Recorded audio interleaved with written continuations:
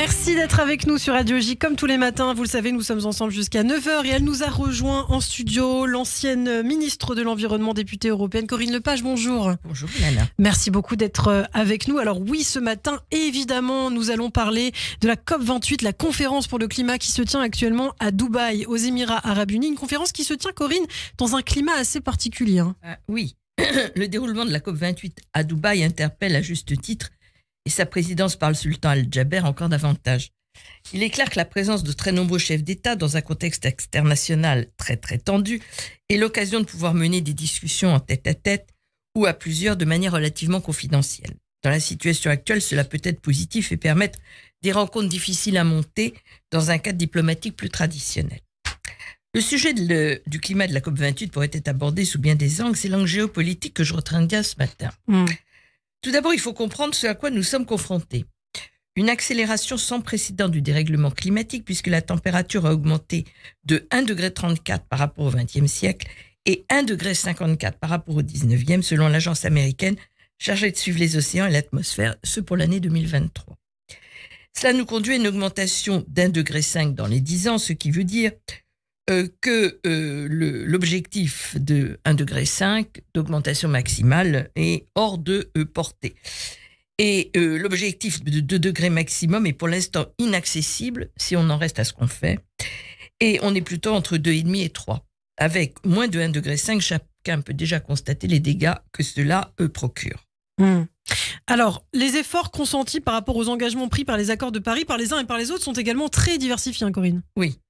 Ils sont jugés insuffisants critiques. Pour la Russie, la Turquie, l'Iran, l'Argentine, le Mexique, très insuffisants. Pour le Canada, la Chine, l'Inde, l'Arabie Saoudite, l'Égypte, insuffisants. Pour les États-Unis, le Brésil, le Chili, la Bolivie, le Venezuela, l'Union européenne, la Mongolie, l'Australie, l'Afrique du Sud. Et catégorie verte, si je puis dire, presque suffisant pour quelques rares pays, la Finlande, la Tunisie, l'Éthiopie, le Kenya et le Nigeria. Cette situation s'explique en partie par l'intérêt économique des produits producteurs, intérêt directement opposé à celui des pays dans lesquels le dérèglement climatique fait déjà des ravages.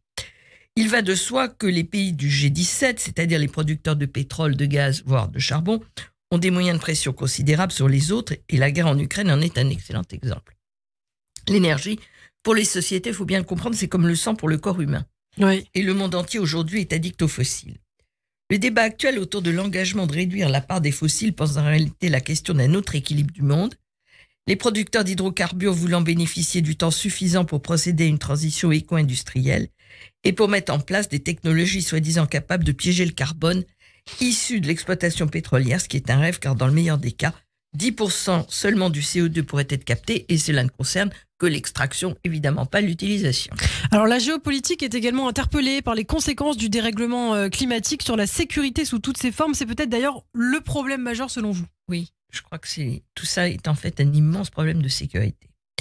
Sécurité alimentaire d'abord. Alors un exemple, cette année en Espagne, 65% de la production de céréales a été détruite par la sécheresse. Les méga-feux ont détruit en 2023 au Canada l'équivalent du tiers de la France.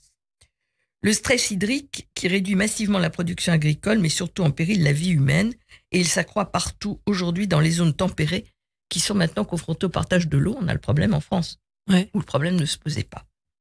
Chacun sait que le sujet de l'eau est une cause de conflit majeur qui ne pourra que croître dans les années qui viennent et le Moyen-Orient en est un excellent exemple. Mais hélas, ce ne sera pas la seule cause de conflit. Le dérèglement climatique qui fait exploser tous les risques écologiques, c'est-à-dire que tout est multiplié puissance X.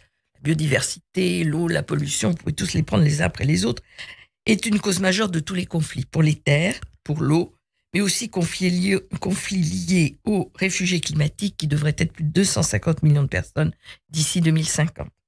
Ce sujet renvoie bien sûr à la question de l'immigration et aux conséquences politiques dans de très nombreux pays du monde, conduisant à des succès électoraux de partis politiques nationalistes, parfois xénophobes, et à une réduction du champ des démocraties. Ainsi, et indirectement, la question climatique devient-elle un sujet majeur de la politique internationale mondiale, voire de la politique nationale.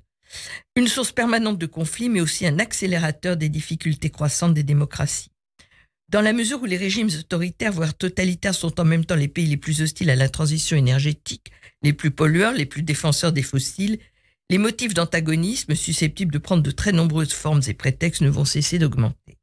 De plus, les pays démocratiques sont évidemment les plus exposés aux tentatives de déstabilisation, de difficultés internes, compte tenu du mauvais vouloir d'un certain nombre de pays à agir, d'où l'absence en apparence des conséquences pour leur population et de toute façon des méthodes autoritaires qui sont les leurs. Autrement dit, à la COP28 se joue non seulement l'avenir des vivants à long terme, mais aussi l'avenir de la sécurité des générations actuelles et futures, mais également actuelles et à très court terme. Eh bien, merci beaucoup Corinne Lepage. Donc, ce point sur la COP 28 qui se tiendra jusqu'au 12 décembre à Dubaï, aux Émirats Arabes Unis. Merci beaucoup Corinne et à la semaine prochaine.